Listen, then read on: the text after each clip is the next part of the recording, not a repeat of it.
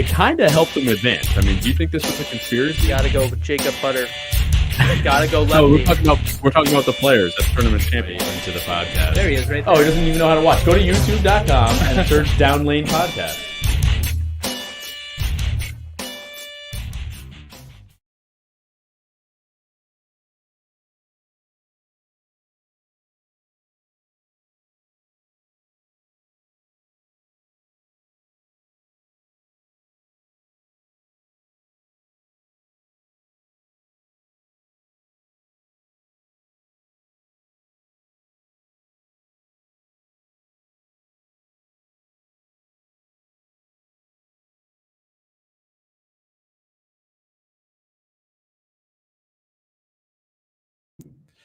How about now, folks? Do you have some audio now?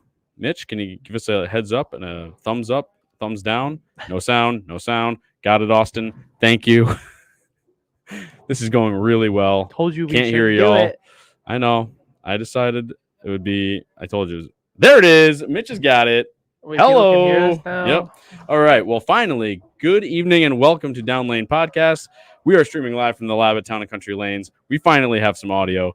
I'm your host, Kyle Haines, and with me is the assistant to the host, Anthony Scaccia, ladies and gentlemen. Let the record show I did not choose to do this type of audio tonight.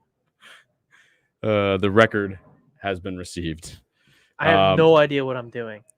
I just sat here for half an hour. You've made that abundantly clear over the last almost year that you have no idea what you're doing. I'm purely here for entertainment only. For somebody's entertainment. My own. Don't forget to like, subscribe on YouTube, click the bell to get alerts from the channel, and share with your friends, please, because I know that there's a bunch of bowling folks out there that would love to listen or watch. You can also listen on your favorite podcast outlet, and when you do that, please give us a 5-star review. Thumbs up from Anthony. Let's see. You can find us on, did I say Facebook, Instagram, and Twitter already? I probably did. Also, if you want to give us some love, check out our merch shop on Etsy. The link is in the show notes. And you can also find it on our social pages, if you will. Only buy Lefty Love stuff. And if you'd like to sponsor the show, you can email us at downlanepod@gmail.com. Comment to us during the show. We always love that. And we will take your questions live on air. Mitch is super pumped for this weekend bowling in a U.S. Open qualifier event on Saturday. Nice. Good luck. Congratulations. Good luck. Good luck, and may the odds be in your favor. Let your ball be your guide. Let your ball be your guide. And the always wisdom-filled words of Jack Scaccia. Let your ball be your guide. Yeet.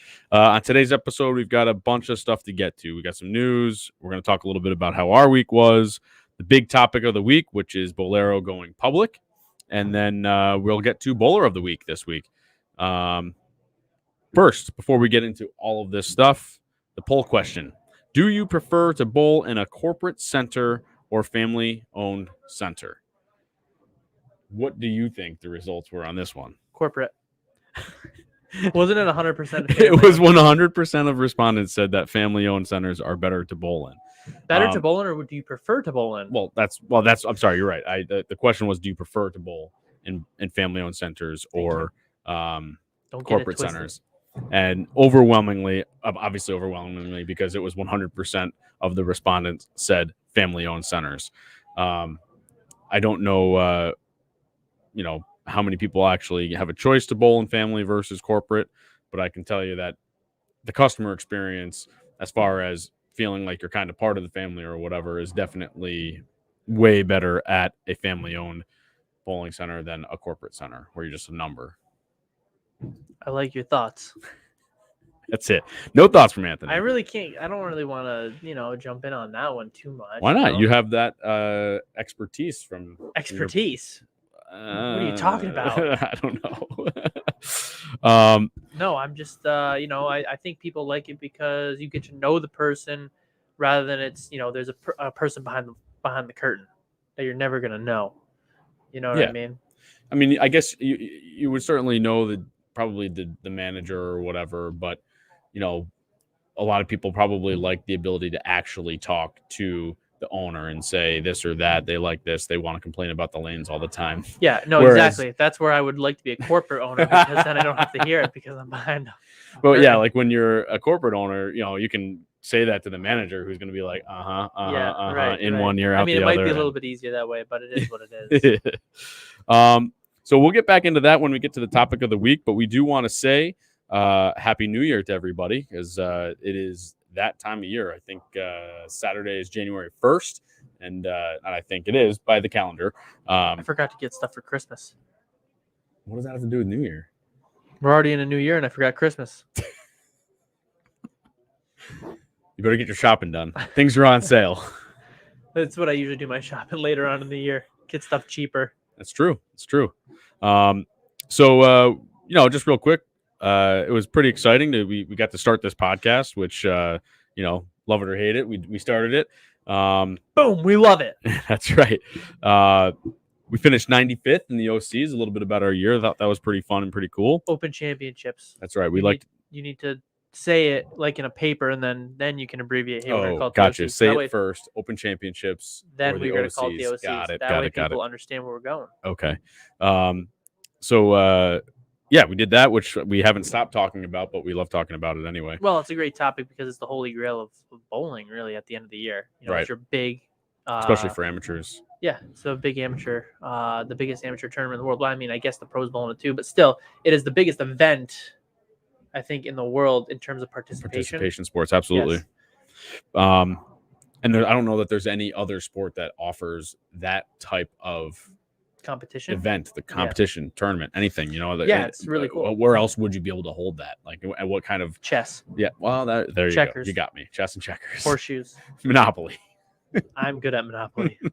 I love that game. One of my biggest events of the year was the double gutter. That was stories upon stories. I'm really glad Got a that you t-shirt for that. remember the double gutter the most out of everything that has happened this year. A double gutter. It was a good time. You had 7 gutters that day. I was proud of you. Trust is a must. Your game is a bust. Listen, you got to send it to the gutter if you don't have the trust to send it there. I gutted all day. You're used to it on the left side of the lane. You know what I mean? It's just like I can only move to about 10 with my feet, so I can't really go. I play else. the middle of the lane like it's butter. You play the left side of the lane like that's your butter. Yeah, bread and butter. We had some pretty sweet guests this year for a brand new podcast. We had Bill O'Neill was our very first second episode in. Really good pick, Kyle. No idea what I was doing. Yeah, and it was a great episode. It was a great interview. Yeah, because he's a great guy. Yeah. I mean, I have now figured out how to do this. I'm like a professional. Really? Absolutely. We had Danielle McEwen. That was a good interview. Mm-hmm. Dave Wadka was our first in studio guest. Well, Rich Manzer technically was. No, Dave was before Rich, wasn't he? No. Did I get that wrong? Yeah, Rich was on Veterans Day because Rich is a veteran. Got it. Wait. I understand how that works. Veterans, right? Yes. Veterans Day. Yeah. So Rich was Veterans Day. Yeah. So and it Dave was was Rich, after that? then Dave, My mistake. then Parker. Then the Lotus? Or the Lotus first. Oh. Either way, we had Bill O'Neill, Danielle McEwen, Dave Wadka, Rich Manzer, Parker Bone III, one of the greatest bowlers of all time, a true legend in his own right. And, of course, the Iron Lotus, Larry Gagliardi. The Iron Lotus, good guy. Oh, we forgot about the Brits. Carl, I totally forgot about you. I'm so sorry. They were in there, too. Not easily forgettable. But you know what it is? I think it's because they're always here every week. We get to chat with them all the time. It's like they weren't even a guest. It's like you know you're what I mean? Still next to me, Carl. It's like we're still rubbing knees, man. And we can't wait to have you guys back. Who was your favorite guest? Well, it's kind of biased. Okay. It's myself. Because I am not a host on this show. I am a guest every week. Fair enough. That's fair enough. If you weren't so arrogant, though, who is your favorite guest? I don't know. I don't. Oh, Austin was also in here too. I mean, he doesn't really get on the camera a lot. So the time he was here, he's not really a guest, but it was like he was somebody in studio. He's beginning of the show. True legend. He's an old head. Yeah. Favorite. I'm not gonna pick one. I'm not gonna be that guy. I don't want to sound like I'm trying to suck up to anybody. But you definitely are. But it's Bill O'Neill. No. Wow. The Brits were the best guests we had. Wow. In my opinion. No offense to Larry or Rich, but those guys were just here for a good time. They were eating chips, French fries, in here while we were on the show. They were drinking away. Man, we had a great time with those guys, and it was really fun to be able to talk about. I thought they were from Australia. Good eye, mate. They're from down under. Does your bowling balls hook backwards like the toilets go? Oh my god. Well, for a lefty, yeah, they hook backwards. Exactly. Mitch Young said his favorite was Danielle McEwen. It was a good episode. Yeah, she was a good episode. She did a good job. You done good. So let's see here. This week, to get in a little bit of. Oh wait, no, one more thing. 2,000 downloads officially. Wow, how many times have you downloaded? Today. Listen, I only download 10 times a week. Just kidding. That's pretty good. We're on our way to being rich and famous, and we won't forget the little people who are here every week with us when we get to that point. That's right. But 2,000 downloads on the internets for people listening to the podcast, which is pretty great. We've had 20,000 views on our YouTube channel. Thanks for watching. So, yeah, you guys are really awesome. And it makes us feel good about ourselves. I can go to bed at night. So let's see here. This week, we had a little bit of nationals practice, a little OC practice. Well, we did. We had a very small gathering, just a few guys, and just put out a pattern because there was nothing else to do this weekend. Yep. It was the day after Christmas. Right? I think it was. No. Yes. Maybe. It was the day after Christmas. It was Sunday. Right. You're right. It was So we Sunday. went out. We put all we put the doubles and singles shot out.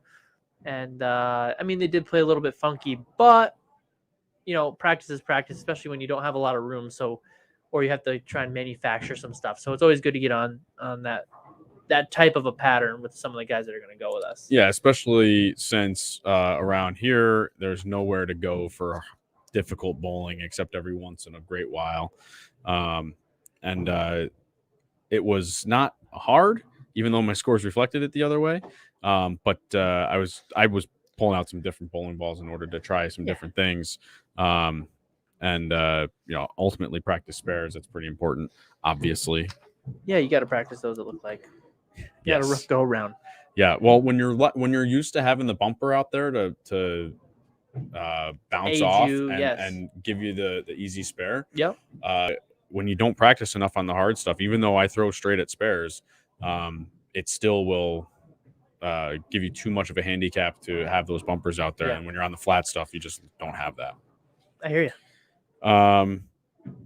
This That's week, why they call me Deadeye. I believe Deadeye was a right-hander and twice your age. Deadeye is now left-handed and half that guy's age. You are a pretty good spare shooter, though. Thanks. That's all you can do. I'm not gonna be able. That's exactly it. I'm not gonna be able to walk out of here now. My head's too big. Kyle said I'm good at something. Yep. New Year's Day tournament is this Saturday. I'll be heading up to Roasted Glens Falls. They usually have a difficult shot. I think they posted it. It was 2.6. It's almost very similar to what we bowl on in Vegas because it was 41. It's 41 feet. It's 2.6. No, it's 40 feet. It's 40 feet. I'm pretty sure. 26 mils. Either way, it's about the same as it was similar. Last year to last year's team shot. Yeah, the only thing that makes me nervous is their showing for their big tournament was a very similar ratio, and they still had scores 230 plus to make the cut. Right. Regardless of skill, if everybody's shooting 230 and you're 100 over and don't get a sniff, that kind of makes me a little bit weary of, do I really want to go or not? Yeah. And I've been stinking it up lately, so I don't know if I want to bowl or not. Well, some of us, like me, whether you're bowling good or bad, whether you bowl good or bad, though, I still like to go give it a shot, even if I'm having a rough go of it as of late. Yeah. I mean, it depends on if I'm going to go to the NEBA next week, too. Why wouldn't you go? Well, we got a note today, I think. President's note or something. They're changing the formats. I know that the next one here is the Invitational, so I'm assuming it will be a little bit more challenging condition. But, the NEBAs for us this one's in, I can't remember where it is. I think it's like 2.5 hours away. But they're changing the patterns to more challenge / modified house shots. and they're lowering the entry fee, which doesn't bother me. They're taking 1 in 6 instead of 1 in 5, which whatever. But they're making the patterns easier, in my eyes, which is what they did during COVID, and their numbers weren't very good, regardless of COVID or not. Their biggest event actually came when they put the hardest pattern out, Right. Which we went to at Nutmeg. But Double gutter, yeah. For me, it stinks because I'd rather bowl on something a little harder, a little more of a sport oriented shot, just because if you're traveling that far and you're going to put up 90 to 80 bucks, whatever, it's not really that much, but if you're going to go bowl in an event like that and you got to travel that far, for me, I don't want to travel somewhere and go bowl on a house shot. I can go down the street and bowl on a house shot. You can walk out the pro shop. And that's the thing. The fact that you bring this up and tell me that they're switching to easier patterns just drives me absolutely up a wall. I mean, everyone knows how I feel about the scores as of late, but to take the NEBA, for people that don't know, the New England Bowlers Association, which is a pretty prestigious, long-lasting organization, and they've had a lot of pros come out of that. Out of that tournament. Good bowlers have bowled in it too. Rudy Rez, Packy Hanrahan. There's been a bunch of guys recently. Corey Umbrello goes and bowls in all the regionals. There's a bunch of regional players. Alex Aguiar, John Wilbur, guys who are really good who go bowl. Anthony Pepe. A lot of really good bowlers that go bowl. And now you're going to make it easier. And you're going to give the guy who's maybe not as good a little bit more of a shot. I mean, that's fine. But for people like us, for me at least, I don't want to travel 2.5, 3 hours to go bowl on a house shot, like I said, when it's right around the corner. And I saw Carl put something, it's going to be 80 bucks, so they're lowering it. Okay, the payouts will be the same. I don't bowl for the payouts. I bowl for the competition and the challenges versus, like, if I want to go bowl league, that's why you bowl 3 nights a week. So that's just my thing. So a number of years ago, it's long gone now, but we used to have a moving tournament here, the Huck Finn. What about the other one? What was the other one? I don't know, but the one I bowled in was the Huck Finn. The NBAs. NBAs. Yep, the NBAs. Both of them, when they first started, all of them were on difficult at the very least and sport shots at the very most at every tournament. And it was hard, and the best bowlers won, which I'm okay with. If the same guy happens to win every week, congratulations, you're the best bowler there is. But now that we're going to cater to people because we want to get more entries or we want more people to win, I'm sorry, but if you can't win, you need to practice and you need to get out there on hard stuff, and you don't make the lanes easier for people to quote unquote get more entries. Because do you know what happened to the Huck Finn when they made all of it house shots? And you're an angry elf. I'm an angry elf because the Huck Finn's gone. We have nowhere to bowl now except here at Town and Country and a couple other places that actually put out some hard stuff sometimes. And now the NEBA, who is always difficult and a real tournament, they're gonna change it to a challenge / house shot. Yeah. I mean, come on. Give me a freaking break. People don't need to be coddled. They're coddled enough as it is. They don't need to be coddled, and they need to learn how to bowl on hard stuff. We need to get rid of the freaking house shots. I'm tired of it. Wow. Kyle's angry. Yeah, I just, for me, I don't mind the money, like we said, but I don't want to go 2 hours away to bowl on a house shot or modified. The challenge shots, maybe depending on the ratio, because, I don't want to bowl over anything over 5 to 4.5 to 1. I don't mind. So yes, and I saw Carl voted on it. Yes, and I did vote. I did too. I got the questionnaire as well, and I know that they voted for it. But the problem is all the members who are probably a part of it are probably from the COVID era, which a lot of guys who really didn't bowl prior came out and bowled. So I know a few guys like Aguiar and Wilbur didn't bowl majority of the time. I think Aguiar was for a different reason, but I talked to John Wilbur, not to throw him under the bus because we both have very similar opinions, and he stopped bowling them because they weren't putting out challenging enough patterns, and after a while you get sick of a strike fest, which I agree. It's exactly what happened to the Huck Finns. They put out all the easy stuff, and it's dead. They had no entries, and now there's no tournament. Yeah. I don't mind the challenge shot, and I see that Carl wrote that the major tournament patterns aren't aren't changing, which is good. But you have to remember too, like the one that is coming up next weekend, you have to bowl in 5 events. They're putting up another one where Chris Forey and who owns Buddy's Pro Shop is making a memorial tournament for his dad. He's going to put in $10,000, which is awesome. That's much appreciated. But you have to come in the top 8 in certain events. So they're saying there's going to be 64 people. So if those are the tournaments that are going to be the harder ones, then they're going to be special invitation only. So then you're going to have to bowl the 5 to be able to bowl the harder ones. Yeah. So it does suck a little bit because I do look forward to going and bowling on something a little more challenging. That's all. That's all I was getting at. And you were very angry. Listen, man, you know how passionate I am about the scores and whatnot. Speaking of which, we're going to the USBC convention. Maybe. In our emails this week, we actually got we got an email saying that because we finished the top 5% of the event, I don't know if it was for all events or whatever. All events. 5% in all events. I didn't really read it that much. I called Kyle about it, but since we came in the top 5%, we got asked to apply for a grant to go to Vegas for the USBC convention in late April, and we applied for it. Why not, right? See if we get in. See if we can get in. Basically, the convention is where they talk about the rules and the future of the sport. Right. What they're trying to do, I guess. And then I believe that we're able to chime in a little bit, possibly. I would certainly hope so. If I'm going to stand up. Listen up! I know you will.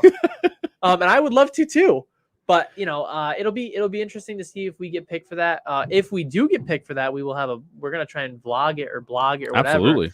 Because we think it'd be cool to take people along and take a look at the behind the scenes, but we might be able to get out there. Yeah, we can do a little OC scouting. We can do some bowling. Yeah, we'll be able to take a look at the South Point Open Championships, the Nationals, see kind of how the lanes are playing, because that'll be about a month or 2 in. And if we're lucky, your brother wants to come along and be the photographer. Absolutely. I don't want to hold the camera, but and then hopefully maybe we'll bring some bowling balls and do our own little bowler's journal. Yeah, maybe some BTM if it's also out there, just to do a little bit of something while we're out there.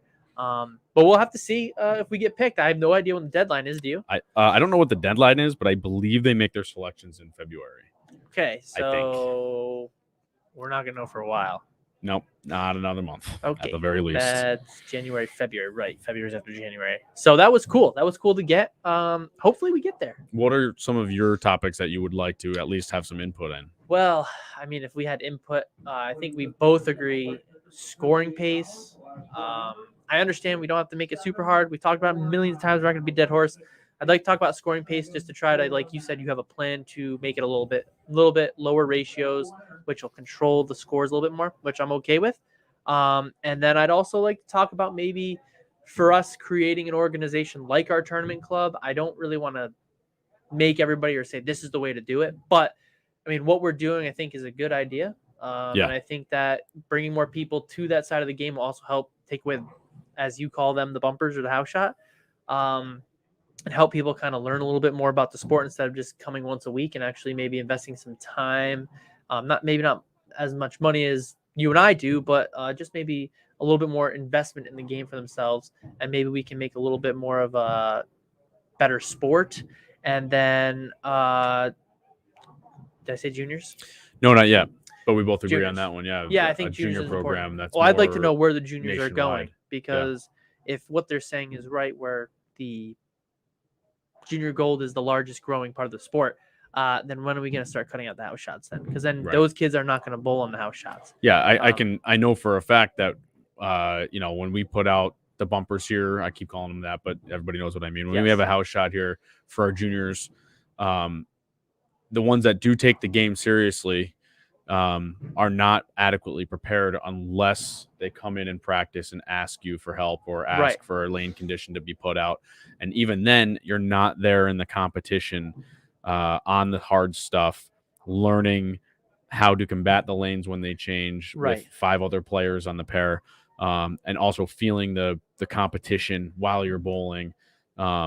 So my thought is to develop a whole junior program that's a nationwide program that's more like Little League, let's say, where if you go to a Little League organization here or a Cal Ripken organization, right, it's the same across the nation.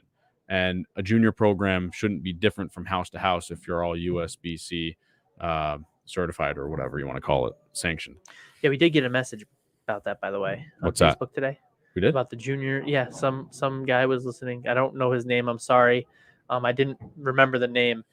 We got a message today. I thought you saw it, but we did get a message. The guy was listening to the junior program episode, and actually his son or daughter is in hockey, or he is, and he was saying about all this stuff, and his daughter bowls now, so he was actually trying to compare the two. Yeah, you'll look at it because you're on my Facebook. Yeah, that's how it operates. So was it in messages? Yes. Under the Downlane Podcast group. Anyways, so I'm gonna keep moving while Kyle is looking that up quickly. That's all right. I'm not gonna be able to find it, but anyway, he's not gonna be able to find it. He's not good enough on the computer. Well, that's some good feedback. So he wants to do that in the bowling arena. I don't really remember exactly what he said. I'll look at it while you continue to move the show because I am not good at that. Well, while we get back to that, we'll talk about a little bit of news here. News. First and foremost, sadly, John Madden died this week. No. Great football coach and commentator. I'm sure everyone knows who he is. Yeah. And he had one little hint in bowling. Did he hit that? Yep. No, he was in a Miller Lite commercial with like Rodney Dangerfield and some other people. This a long time ago.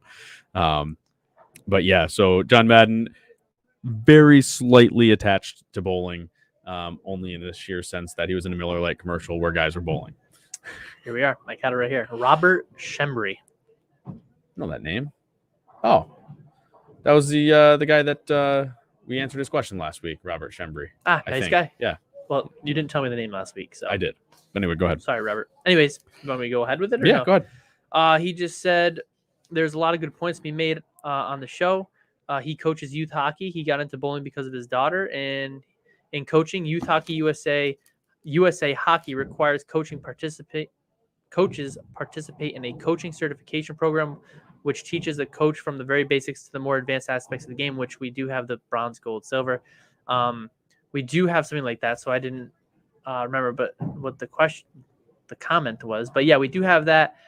He said perhaps the governing body of the bowling had a program like this, it would improve the quality of coaching. Yeah, we do have that, but I don't know how in depth it goes. I haven't really taken a look at it.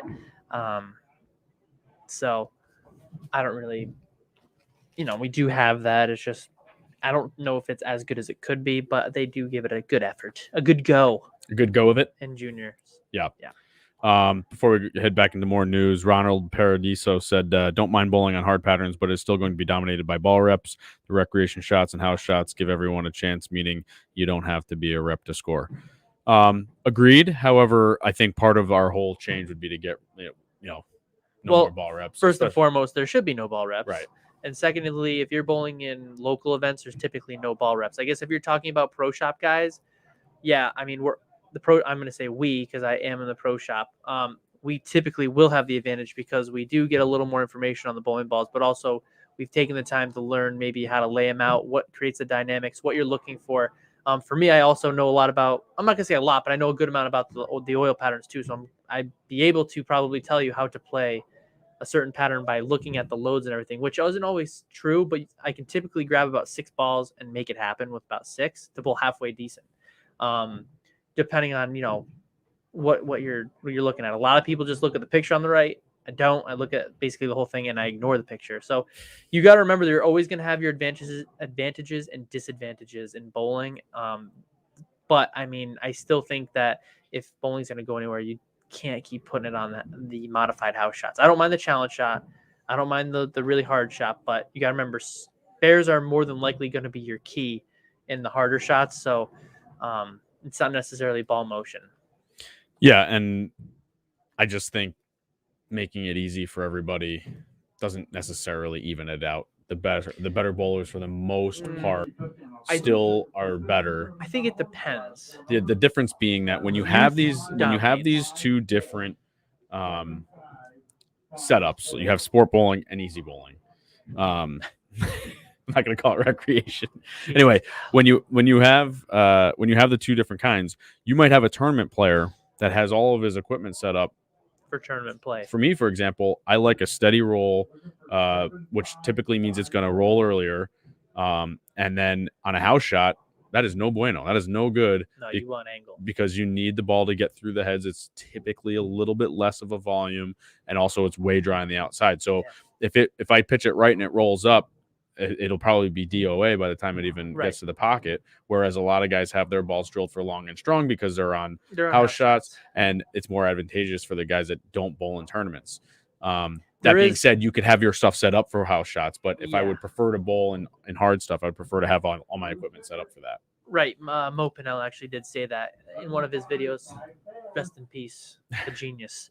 But he did say that, certain guys do have, if you have bowling balls drilled for your house bowling and then you go to the Nationals, let's just use that for example, because that's basically what he said in the video. Yep. He's like, you might as well take those bowling balls and keep them in your basement and drill 4 or 5 new bowling balls for that pattern.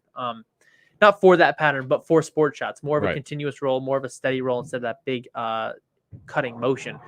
So, I mean, I guess whatever. I mean, everybody's going to have their opinions. Obviously, like Carl said, people voted on the NEBA and house shot things going to keep coming up. But I do think that the younger people or the people who throw harder on modified house shots will have the advantage over the older people who don't throw it as hard because their pin carry will not be as good. Right. So, like if you take my father and myself, for example, he's a better bowler. I just throw it harder and I have more of a younger game. So I'm probably going to score higher than him no matter what almost. I mean, I am on the left, but let's take that out of the play. If we bowled on the same thing, righty, lefty, on like a house shot, I'm more than likely going to score probably about based on power. 80% of the time. I'm probably going to score better because my ball speed and rev rate. So I want to take that out of the game. Make me make spares. I want to shoot 210 a game, and that's 210, 215, and I'm happy. If it's 230, it's no good for me. Like when we went to the one NEBA, that's why we didn't go back after a while because I averaged 239, I believe, for the whole thing, and I missed the cut. Right. I think I missed that one, but yeah. No, you were there because it was all of us. It was the video. Oh. The video one. Where that was the easy one? Yeah. Yeah. Anyway, yeah, so that's why I'm totally against making it easy, but everybody knows that by now. Back to more news. Team USA trials start next week. What? January 2nd. They didn't invite me? And the men's division is sold out already. Is it really? Yeah. For the USBC Open trials? No, the Team USA trials. That's what I meant. Yeah. And that's in Las Vegas as usual. Speaking of which, I say as usual because it feels like every freaking tournament that is a national tournament or sold out. No, is out west. Oh well, yeah, of course. Yeah, and like we were just talking about how the NEBA is going to go to easier stuff. We have a couple of tournaments, but we usually have to drive at least an hour or two to bowl, which I guess I'm okay with. I'm okay with an hour and 45 to 2 hours. But we constantly have the OCs, Team USA trials, the Masters. The Masters was in Syracuse the one year when they had the. Can't complain about that then. I'm just saying most of the tournaments are not close by. I mean, the closest one for an open type tournament would be the Masters, and that's in Indiana, if I'm not mistaken, this year. That's not that far. But we usually go to states and state Masters. That's out in Rochester. State, which isn't bad. Team States is here this year in Latham. But I wouldn't mind. But Mitchie, I wouldn't mind driving 4 hours for a U.S. Open qualifier. But the U.S. Open itself, again, Las Vegas. So I would just like some more national tournaments. Did I get them backwards, Mitch? Oh, I got them backwards. The Masters is in Vegas, and the U.S. Open is in Indianapolis. My fault, Mitch. I would just like some closer tournaments to the East Coast. Indianapolis is close enough. It is closer, yes. I said we should go, and you said no. I'm not that good. Let's move on to some pro news. Pros. Jason Belmonte. He is selling NFTs. Oh, I thought you were going to talk about he signed with Swag Bowling. No. Somebody wrote that today on Facebook, and I laughed. Sorry. But seriously, Jason Belmonte is now selling NFTs, which if anybody doesn't know, which I had to learn about all of this stuff, are non-fungible tokens. I can't even say it right. And it's basically, I'm sorry if Ben's watching from 10 Pin Life. He actually bought one of these. Did you see that? No. Sorry, Ben, but I'm gonna hammer on this one. But basically, these NFTs are digital artwork that they create their own scarcity in order to make them valuable, quote unquote. I will say. It's too complicated. Yeah, and you have to buy them with cryptocurrency. I'm trying to find them here. I should have been more prepared to show you guys here. But basically they're fake. They're fake artwork, and they're real. They're on the computer still, though. Well, that's what I mean. But you can't even hang them up. You can't even like hang them up in your house. You gotta. It just lives on in the. I did hear somebody talk about these. They said this stuff is gonna hit off big. Maybe because it's gonna be like the new ticket. Because instead of having a ticket, you're gonna have a non-fungible token after on your computer or something. Non-fungible, non-refundable. I don't understand. Anyways, for me, if I don't think I could buy these because I would forget my login. Right. There's actually a guy out there who has like millions in crypto, Bitcoin or whatever it is, and he forgot his password to his computer, and they just were like, that sucks. Gone. Yeah. Yep. So here's the NFTs. They're like. I'm loving what Carl says. Sorry. What do you say? I'm looking at the computer here. Is it dirty? Yeah, I can't say it out loud. No effing talent. You can say no effing talent. That's all right. I don't want to do that. You can do that, Kyle. All right. So you look at these things. They're almost like baseball cards, like playing or not playing cards, but they look like digital baseball cards. Though. I give them credit. It does look good. I'm sorry. I'm scrolling through here. I thought there was more stuff to show you, but basically, yeah. I don't understand them. They have his stories that he wrote about these different tournaments that he won. Yeah, I don't get it. I will not be buying. I know you're old and dumb, but you're not old because you're not old because apparently you got USBC the youth, says I got the youth delegation. Because we're under 45. That's right. I'm 27, baby. I don't get these. I don't get it. Call me old. Some people like them. Do crypto. I don't do. Just let them be. Fake cards on my computer. Just let them be. I don't know how much crypto costs. Like, if you spend if you spend an Ethereum, which you have to use on one of these things, it's a type of cryptocurrency. It's like Bitcoin, but it's a different one. Okay. Yeah. So. Can I make my own Bitcoin? Yes, you can actually. Freaking hey! What am I doing sitting here? Apparently, anybody can. Anthony coin. My face on it. Oh my goodness. So anyway, yeah, I don't know. He's just making money on digital cards. I wonder how much it costs him. I wouldn't like to get good for him. He's probably got to set up shop, set it up. Yep. Yeah, probably about 3 or 4 Indo coins. Ethereum. Whatever. Bitcoins. I don't know. I don't follow Bitcoin. I don't follow any of that. Ethereum. Whatever. Good for him though. I mean, hey, you got to brand yourself. And he's got a good brand, so he's probably going to be making some good money, probably. So good for him. I'm going to say I think it's a little silly, but good for him. Yeah, I'm on his side of the coin. Brilliant. He's going to make a bunch of money off of nothing.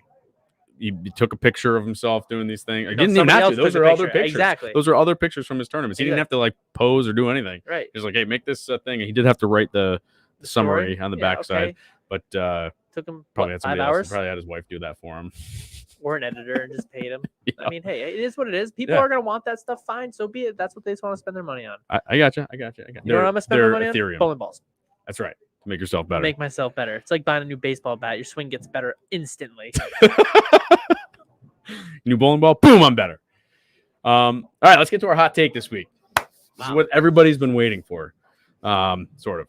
Bowlero is now public. Can you explain what that means? That means it's a publicly traded company on the Dow stock market. I have no idea. Dave Pangborn's releasing his NFTs next month. Please do. I will buy yours. So let's get right into this. Mitch Young dropping some news here. Did you see that Bowlero dropped its BPAA membership? No. Interesting. That's Bowlers Proprietors of America. Association of America. Yeah. They dropped it, huh? According to Mitch. Well, Mitch Young with the news. I guess I would say the BPAI, I guess, would be more geared towards smaller businesses because they help outreach to other things in terms of marketing, how to do stuff, stuff like that. Because I have reached out to them a little bit. They do a website. If you're a corporation, you would probably have those resources in-house. Right. So, I mean, I can see exactly why they dropped it. Is that a bad thing or good thing? I have no idea, though. I mean, if they plan on doing more with bowling, then they're probably not going to have to really have the BPA. They rely on those resources. They have their own resources. It's not like it's a small mom and pop shop. I mean, on top of the fact that they don't need it. But they're basically in quote unquote business. Tom Shannon, the CEO of Bowlero, actually said in an interview on Yahoo Finance that their 320 centers make up for 7% of the market share, and their plan is to grow to 700. Good for them. And that's good for bowling. Sure, but they're doing that by mostly purchasing bowling alleys, and okay. but from people that are aging out or retiring or whatever, and don't have the people to take take the mantle for them. So basically, it makes me a little nervous because I've bowled in Bowlero centers, I've bowled in other corporate centers. Just to the timeline, kind of, when I was in college bowling at corporate centers, I always remember going to, I'm going to say it out loud, an AMF center. And every time we went to an AMF center, the set tees were absolutely dirty, disgusting. You could actually feel the dirt under your bowling shoes. So, but to the eye, it's clean. To the eye, to a person that isn't a bowler, a lot of them look very clean. They're very neat, whatever, pretty well run. But bowling was terrible. I had to dedicate a towel just to my shoes because of how dirty it was. Fast forward to going out. We don't have any Bowleros around here, but fast forward to the Nebas. Go to a Bowlero center, same exact thing. Twice we went there. Do you remember that? You literally said to them, "Do you have a dust mop? Do you guys know what a dust mop is?" You literally said that to the person at the desk. Yeah, and he's like, "What?" Yeah. So, Jesus.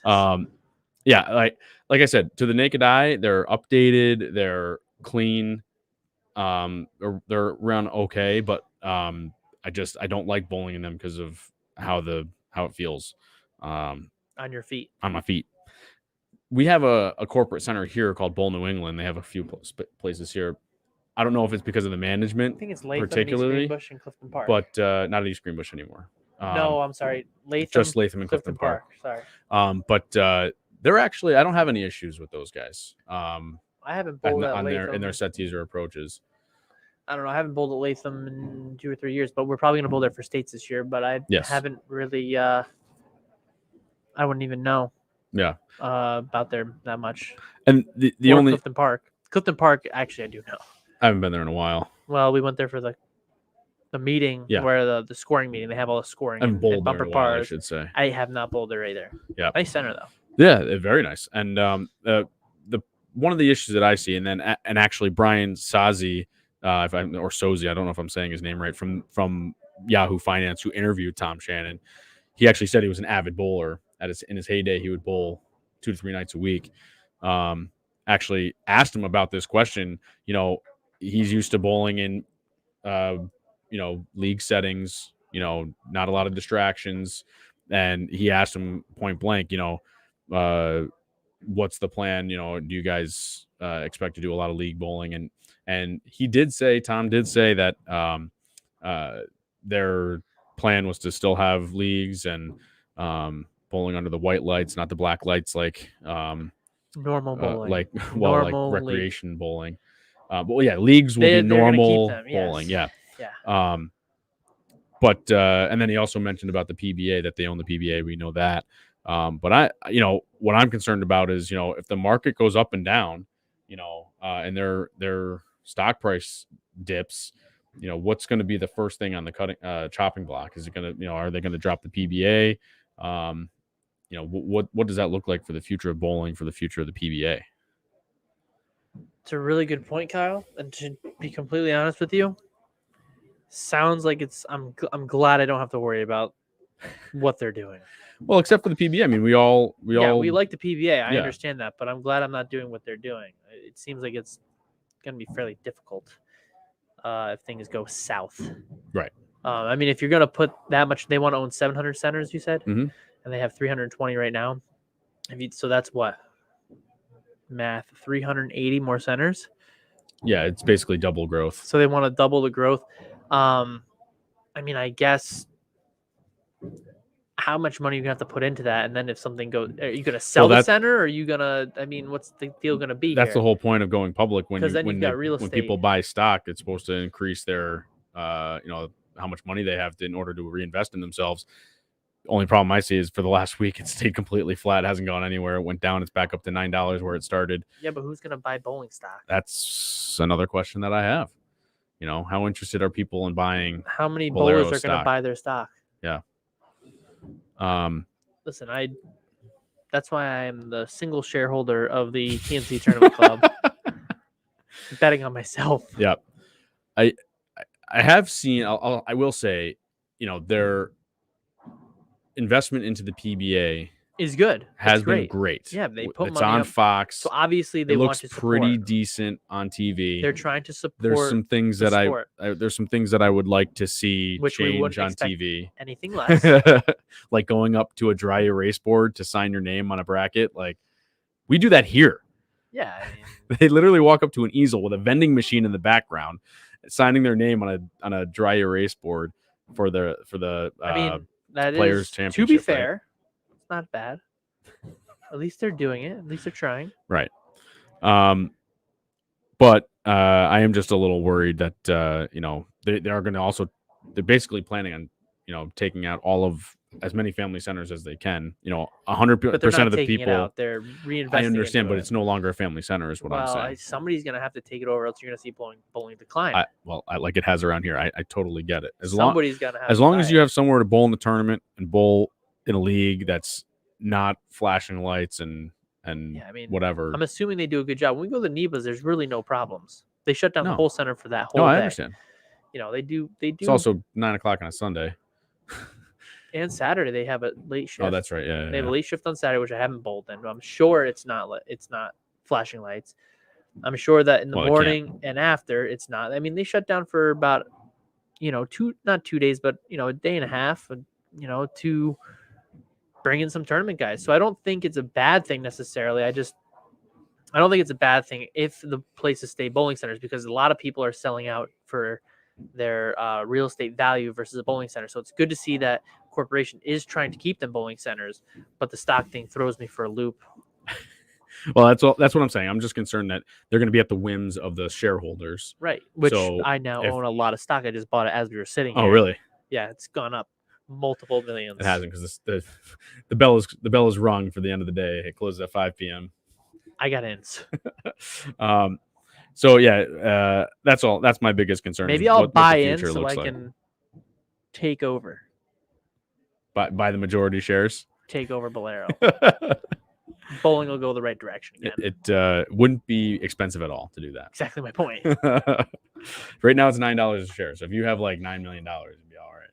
Okay. It's a lot of shares. Hey, Dad. The other thing I thought was interesting. Brian Sozzi and Julie Hyman that interviewed him on Yahoo Finance. Mm-hmm. Both were bowlers, which is maybe why they were chosen for the interview. Good for them. But they grilled him, didn't they? Not really. They were easy on him. Brian. But Julie's mom was a duck pin bowler, she said. And she called herself an avid bowler. But I did a little digging. Of course you did. Avid means enthusiast or has interest in. I did do the definition before we got on the show. So I checked. Thank God for the USBC website. Of all things for me to say. Wow. But I could instantly check Brian and Julie's averages from their bowling history. I hope you got the right ones. Well, Brian Sozzi was from Long Island, so that I'm pretty sure is correct. He averages 181. It's pretty good. I don't know what the conditions are like down there. They're a little harder, so it's probably about 200 here. Right. And then Julie Hyman. I think she's out from California. Okay. Yeah, so is it good or bad? She averages 104. Okay, well, good for her. She's out there enjoying herself, spending some time with her friends. What's wrong with her being an avid enthusiast of the bowling? I didn't say that's a problem. No. Mitch, I'm not bordering on stalker. I just needed to do my research. Trust me, Kyle does a lot of research. I do. But yeah, I mean, at least they're bowling. I mean, hey, does the CEO bowl? No. Bowlero? No, his average or his highest game was a 236, and he said it would never happen again. So he doesn't bowl at all, but he's the CEO of Bowlero. Right. Who's the owner? Well, the shareholders now. It's a public company. The people that own the shares own the company.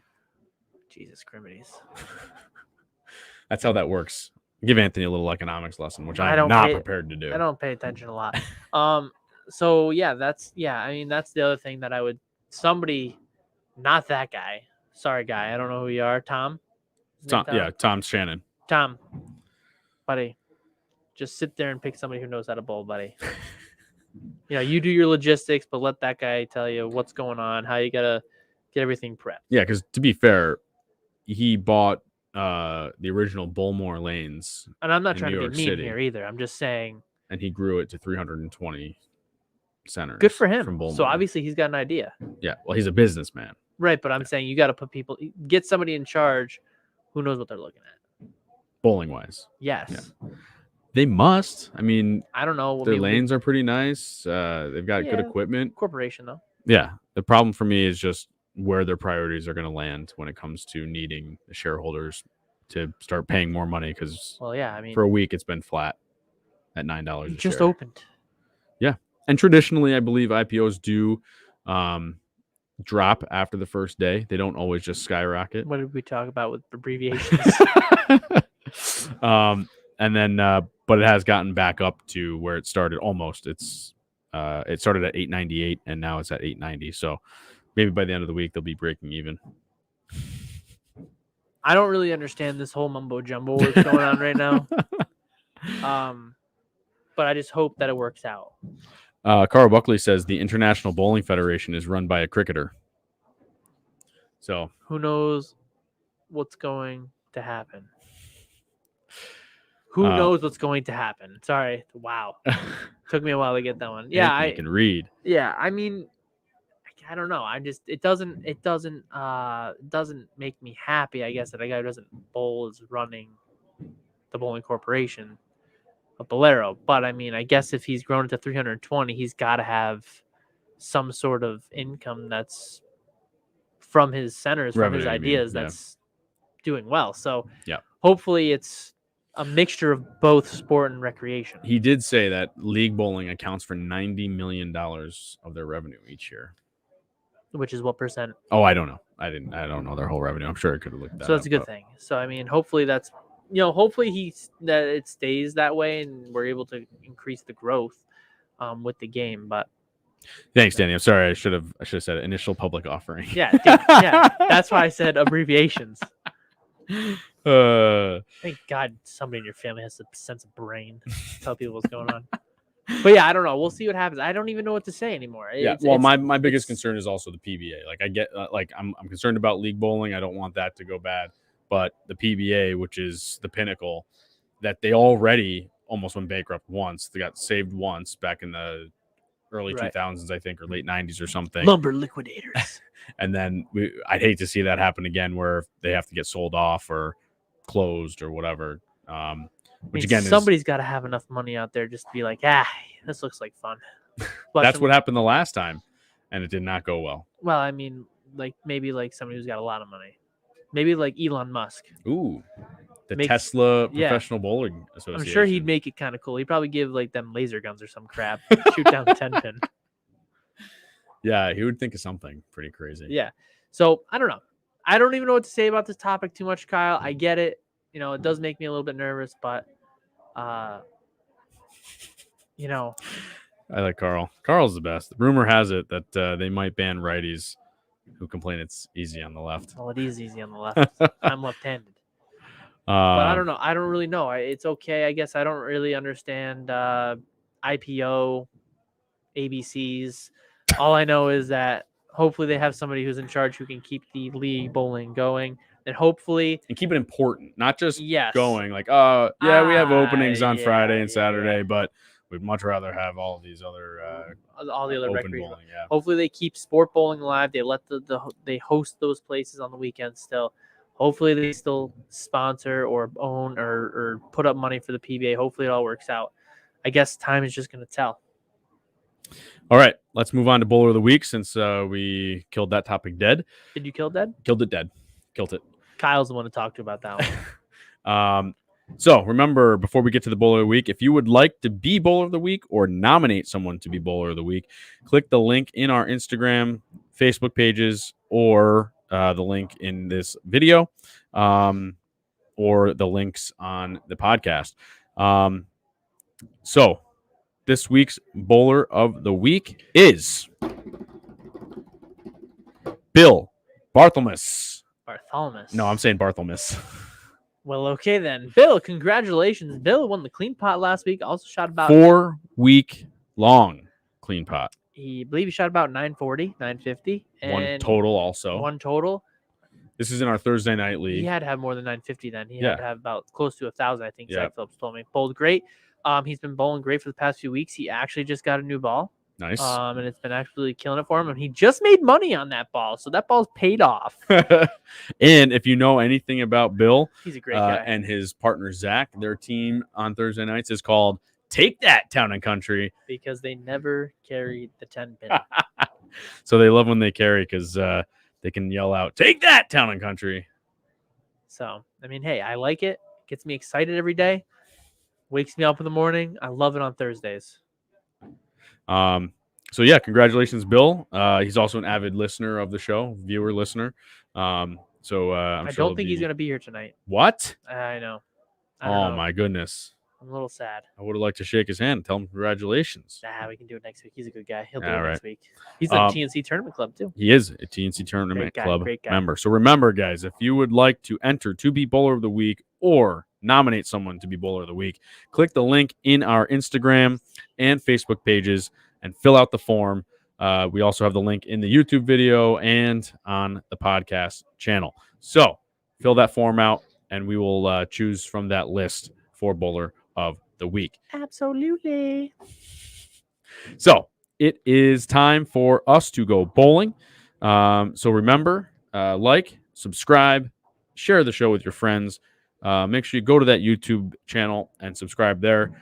You can always find us on Facebook, Instagram, Twitter. If you can't watch the show, you can download and listen from any major podcast outlet where we have over 2,000 episodes downloaded. And only half of them are Kyle. And don't forget to please give us a 5-star review. Also, give us some love and check out our merch shop on Etsy. The link is in the notes. Or if you would like to sponsor the show, you can email us at downlanepod. If you want your stock to go up. There you go. Now he gets it. Gotta hire us or whatever it's called. Bowlero, Tom, Shannon, you can email us at downlanepod@gmail.com. And guys, Happy New Year. Say goodbye to 2021. Hopefully 2022 will be a much better year if, the powers that be can get their acts together. Hopefully everybody has a good New Year, good 2022, because we will see you after the first of the year. Absolutely. I'll be here as long as I'm still assistant to the host. That's right. Thank you, Austin VanBuren. What a great year. Thank you so much for doing the podcast with us. I know you're watching tonight. If it wasn't for you, we would not know what the heck we were doing. I'd never do that anyways. Jack Scaccia, thank you for allowing us to take over the pro shop every week, even though this is Anthony's space, but it's your bowling alley. So thank you, Jack Scaccia, proprietor of Town and Country Lanes. Anthony, another great show. A little fist bump. Whoop. All right. And thank you to my family, most importantly, Stephanie, Zach, and Ethan. Ladies and gentlemen, we will see you next week, 2022. This is Down Lane Podcast.